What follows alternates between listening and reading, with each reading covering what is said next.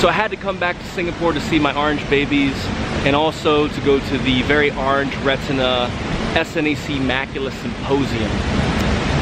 It's about time to go, so let's get on with it. Oh, they're not mine, baby.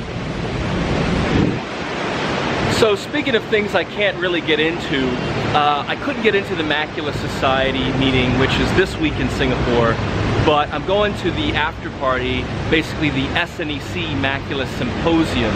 So still top docs, still top content, we hope. And next year, let me in Macula Society.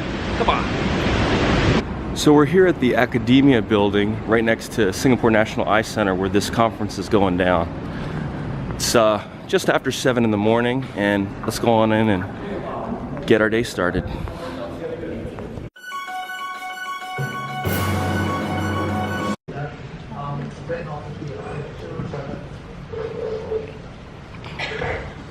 I don't know if you noticed, but I was just kind of dozing off there. I think better than sit through these sessions, I might just do some interviews outside. Let's go outside. Mark, what's going on, buddy? Oh, hey, Matt. Yo. How are you? All right. Last time I saw you, we were in Kuching. That's right. Yeah, I remember that. That was great. So, but now we're in Singapore at this Macula Symposium, and tell me a little bit about what you're presenting. I'm talking today on the MacTel project, Matt. It's Macular Telangiectasia type 2. It's a really common disease. It's 1 in 1,000 people. That's a lot of people. Wow. And we really don't understand it very well. This project's been going for 14 years, a big international collaboration. And I'm presenting some new results today. In particular, there's been a randomized phase 2 clinical trial of the ciliary neurotrophic implant for MacTel type 2. It prevents the enlargement of the photoreceptor degeneration, which always starts a bit off axis and spreads into the center. And the CNTF implant over 2 years reduced the enlargement by 30%, the rate of enlargement by 30%. So it's a strong result. It also improved it preserved the reading speed. So it has to be confirmed in a phase 3, but it looks like the last light of the treatment for MacTel. So how would patients notice, just in terms of the symptoms, what would they experience when they start to develop, MacTel? Well, the symptoms are very subtle because it affects the field of vision just nasal, just towards the nose of the center. So it doesn't really affect the central vision all that much to start with, but they know something's going wrong. They can get some reading difficulties, a little bit of blurring of vision, but the symptoms are very non-specific to start with. Everything leads to worse outcomes, it sounds like. All the conventional treatments for macular degeneration do not work for these diseases. They're worse than nothing. Wow. So, Mark, I feel like one of these exhibitors here should be selling air, because at least that's not worse than nothing in a way. That's right. Yeah. They might make a lot of money out of that. Yeah. Okay, air for MacTel. You heard it here. Yep. Okay, great. Well, thanks, Mark. Yeah, hey, appreciate you seeing, buddy. Okay, we'll do. Right on. So I spotted my friend Ranjana over here. Hey, Ranjana, how are you doing? Hey, Matt, how are you? Oh, yeah, fist bump. You're right. Okay, great. So, check it out. Your case today was really interesting at the symposium. Can you tell me a little bit more about it? So, well, this is a young guy, Chinese person, who presented to us at the peak of the Zika virus epidemic that Singapore was seeing in September of 2016. Yeah. And he presented with acute visual problem in one of the eye.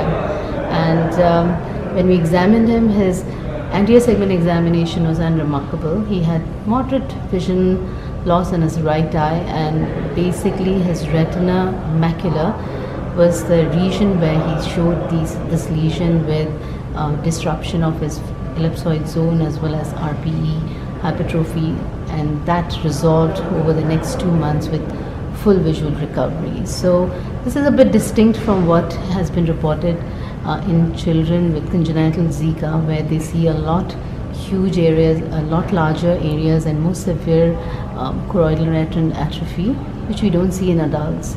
And the visual recovery in adults seems to be much better than what we see in congenital Zika. Well, Ranjana, I hope you keep at the good work, and maybe one of these days we can figure out something for the Zika kids too. Yes, we will. Thank you so much, Matt. All right, great. Good day. Bye. See you. See ya. Bye. Stephen, all this good food here, and you're just having a coffee. Thank you. Yeah, good to see you. So, hey, you know, you're telling me a little bit about this case that you were just presenting, but essentially it seemed like at the end of the day there wasn't any treatment.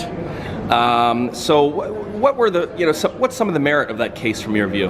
Well, I think it's a rather unusual case of ocular inflammation, and I think what we really wanted to highlight was this is just something that everybody has to sort of pay attention to and keep the diagnosis in mind. Certainly, if somebody pops up with this kind of condition in your clinic, you just have to do the due diligence in investigating and excluding anything that's imminently treatable. However, having said that, at the end of the day, Susacs, unusual as it may be, can cause residual disabilities, and treatment, although nothing that seems to be proven, some of them do show that it can actually slow down, halt, or suppress the progression of the disease. At least that will help to prevent further dysfunction, especially of the eyes and maybe even the brain itself. Yes. So in terms of what you were speaking about today, I mean, how do you categorize that importance related to, for example, other patients that just have AMD? Well, certainly it's a very, very unusual, rare condition. Having said that, at least in the eye-wise, artery occlusion will cause permanent visual loss. So if you do have it, although most patients don't have as severe visual loss, it can happen. So unusual as it may be, it is probably just as debilitating as some of these other conditions like AMD, if you happen to have it. Great. Well, thanks for the summary, Stephen. And by the way, love that tie. Pink. Thank you very much. All right. Fuchsia. Take care now. Thank you. All right. Wow, what a weekend. I hope you enjoyed this episode of the eyeVLOG. Sunday afternoon, flight out to Vietnam. I'm about passed out, man. Anyway, it was worth doing it for the retina. So, ophthalmology, rock on, and we'll see you next time. Peace.